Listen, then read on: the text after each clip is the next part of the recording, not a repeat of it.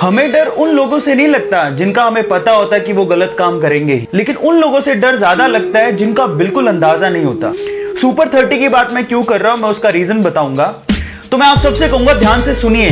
जब मैंने वो खबर पढ़ी तो मैंने कहा यार हाइक पे न्यूज आ रहा है, ये क्या आ रहा है। आई वो शॉक्ड। क्या लिखा हुआ था कि उन्हीं के एक्स स्टूडेंट है, उन पे फोर्जरी एक फोर्जरी का एलिगेशन लगाया है कि वो लोग वो जो कर रहे हैं अपने इंस्टीट्यूट में वो गलत, सारा कुछ गलत काम हो रहा है वहां पे। कैसे हो रहा है? यहां सुपर 30 के बारे में ना 3 से 4 मिथ है जो मेरे दिमाग में भी थे आज से 5 दिन पहले, लेकिन 5 दिन में मैंने बहुत अच्छे से रिसर्च करा, मालूम पड़ा ये तो सब काला है। एंड आई वो शॉक्ड।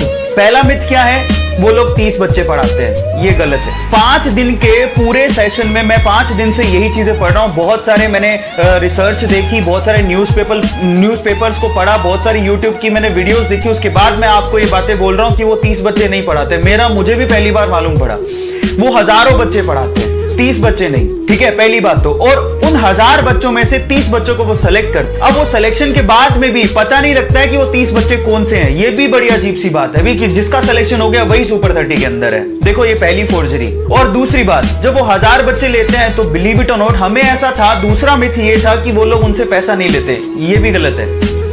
उन्होंने एक दूसरी संस्था बना रखी है रामानुजन के नाम से, ऐसे कुछ नाम है उनके नाम से, और वहां पर आनंद सर बच्चों को भेजते हैं और उनसे 32 से 33 हजार रुपया पर स्टूडेंट लिया जाता है 1 साल का। अब ये भी एंड आई वाज शॉक्ड। ठीक है फीस कम है लेकिन फीस तो है। आप क्यों दुनिया को बता रहे हो कि हम लोग फ्री में पढ़ाते हैं? और सीरियसली मुझे बड़ा दुख हुआ। ये दूसरा मिथ है जो हम लोग नहीं जानते थे, मैं तो नहीं जानता था। 32 से 33 हजार रुपया वो लेते हैं पर स्टूडेंट, और हॉस्टल का चार्ज अलग। और वो हजारों बच्चों में से 30 बच्चों को सेलेक्ट करते हैं और फिर उनका नाम डिस्क्लोज नहीं करते कि हमने किसको सेलेक्ट किया।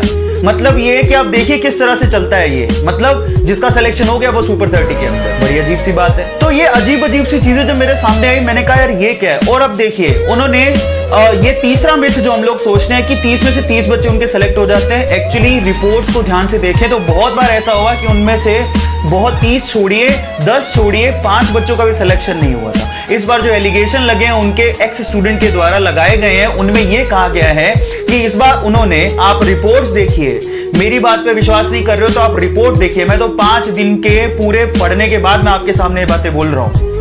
मतलब रिपोर्ट ये है कि 30 में से उन्होंने, इस बार क्या हुआ, फिल्म आ रही है ना, फिल्म आने के चक्कर में, क्योंकि अगर 30 में से कुछ सिलेक्शन ही नहीं हुआ, ठीक है, तो उनका इमेज डाउन हो जाएगा। मूवी कैसे बनेगा? मूवी बन रहा है तो उन्होंने 26 बच्चे दिखा दिए कि हमारे यहां से आईआईटी के अंदर 26 बच्चे सेलेक्ट हुए। जबकि एक्स स्टूडेंट ये कहते हैं कि उनमें से जितने 26 बच्चों में से जो भी उन्होंने नाम लिए, उनके पूरे बैच में से सिर्फ 3 बच्चे ही सेलेक्ट हुए हैं, 26 नहीं हुए पहली बात तो, जिसमें से 2 बच्चे एससी एसटी कैटेगरी से या ओबीसी कैटेगरी से गए हैं, मतलब उनका रैंक नहीं आया है।